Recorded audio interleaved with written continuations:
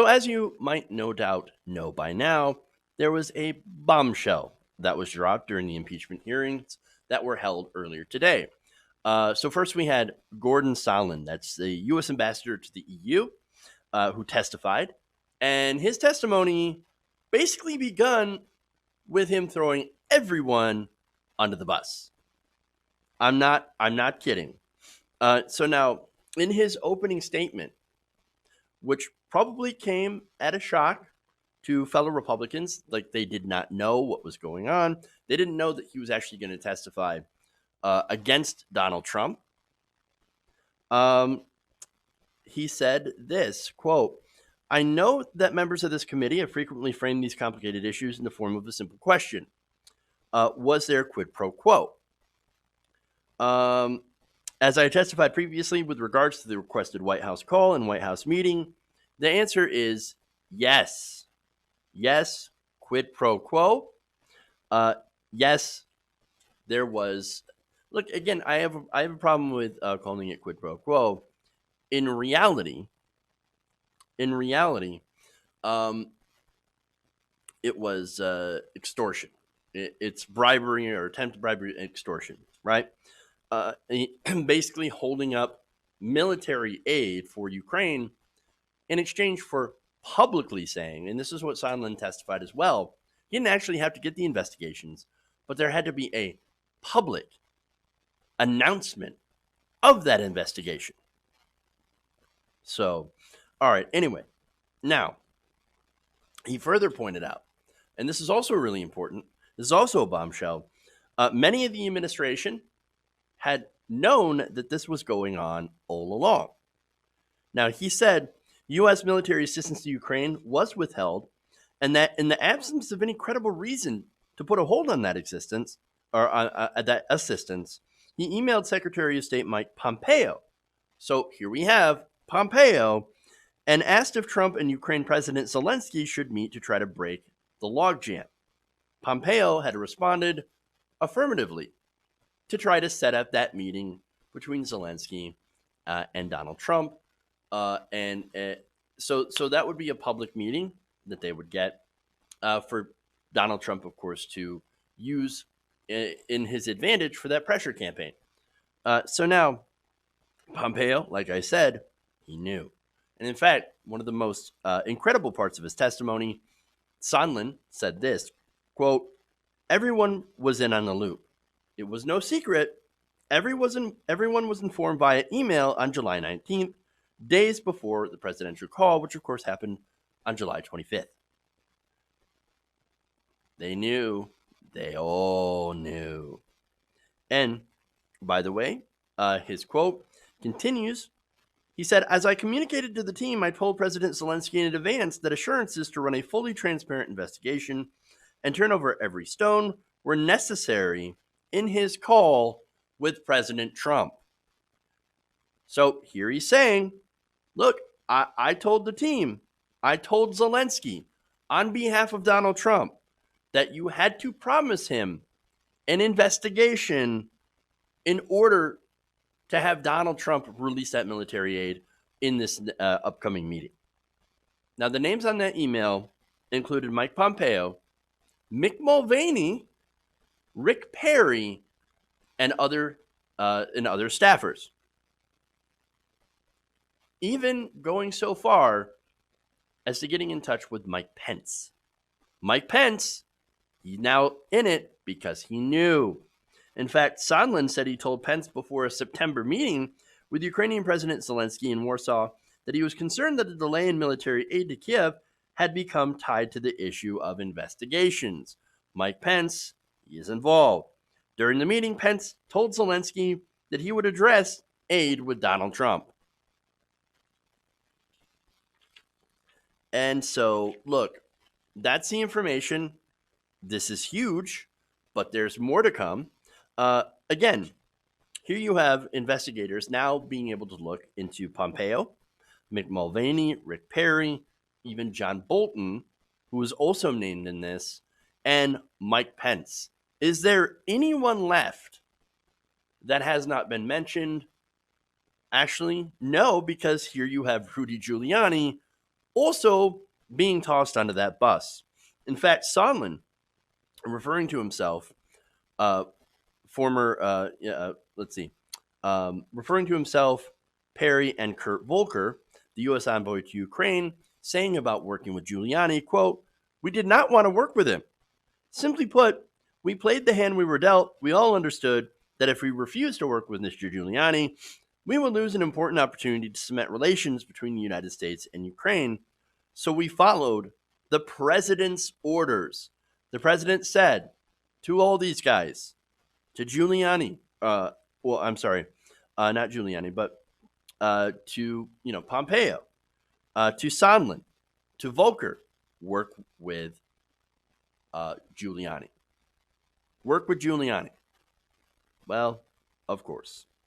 Sondland also said that while he and other officials disagreed with the need to use Mr. Giuliani, quote, "we did not believe his role was improper at the time." So at the time they said, "Oh, we don't want to work with this guy. Giuliani is a bit shady. Like, we can handle this ourselves. Giuliani is not part of the government." But still, okay, I mean, if we have to, right? Now, Sondland also said that, hey, if we knew what we knew now back then, we would never work with Giuliani. Because, of course, Giuliani had worked with Parnas, Lev Parnas, Igor Fruman, in order to do their part of the pressure campaign on Zelensky, on Ukraine. And of course, Parnas was also looking for his own gas deal in Ukraine. So here we go. In fact, Sondland also said that individuals now under criminal investigation, some of those aforementioned people, if he had known before then, again, he would never have agreed to work with Giuliani. So he says, look, these guys, all these guys, they're criminals. I didn't want to work with criminals, but I didn't know that they were criminals at the time. Okay. Fascinating. Now, we've got more direct quotes here. He said, Mr. Giuliani's request for a quid pro quo for arranging a White House visit for Zelensky. Mr. Giuliani was expressing the desires of the president for the United States, or of the United States, and we knew that these investigations were important to the president.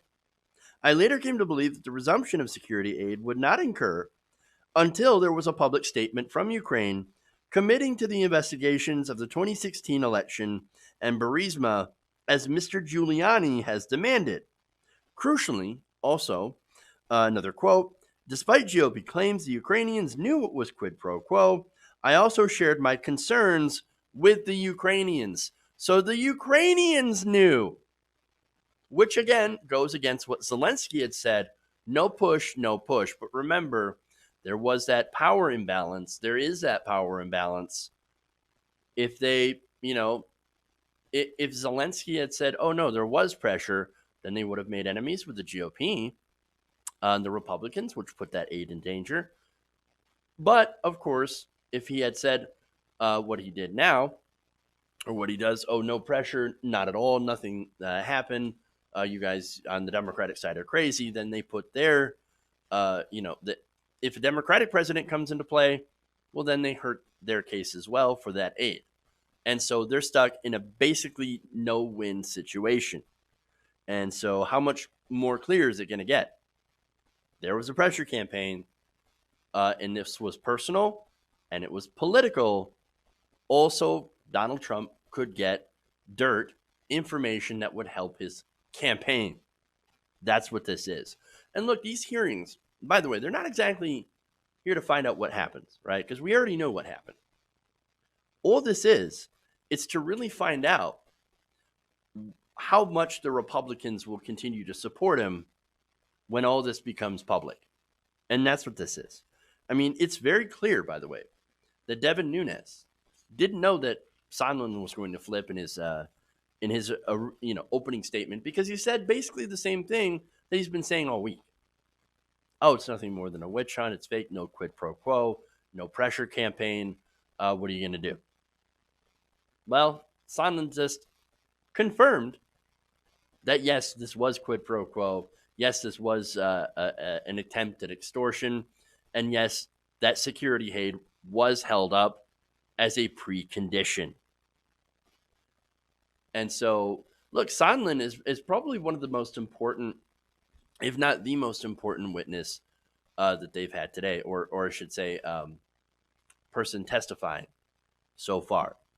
Look, Sondland, and here's the thing: Sondland, you can't really paint him as a never Trumper, right? And that's of course what they have. The never Trumpers. They're attacking me because they hate us and they're leftovers from Obama or whatever.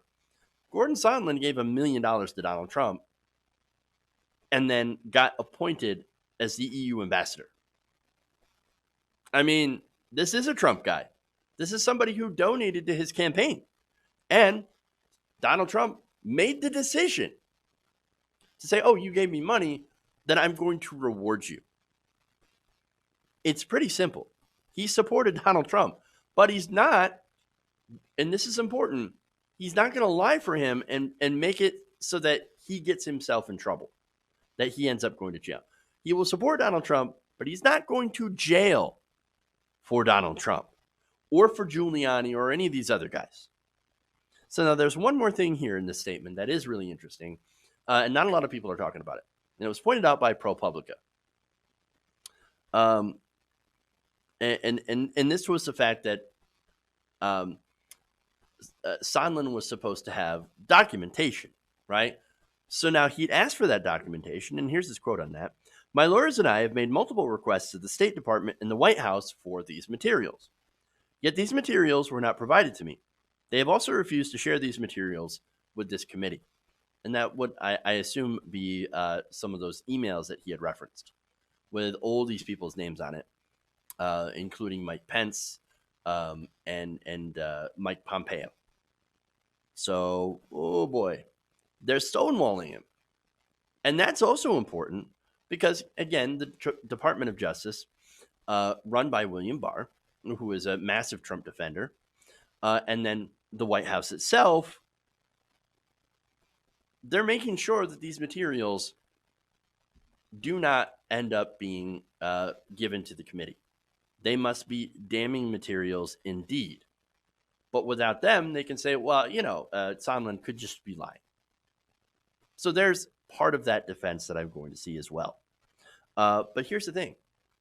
By saying this and saying, look, I had these, I wanted to bring these materials. I asked for these materials and they refused to give them.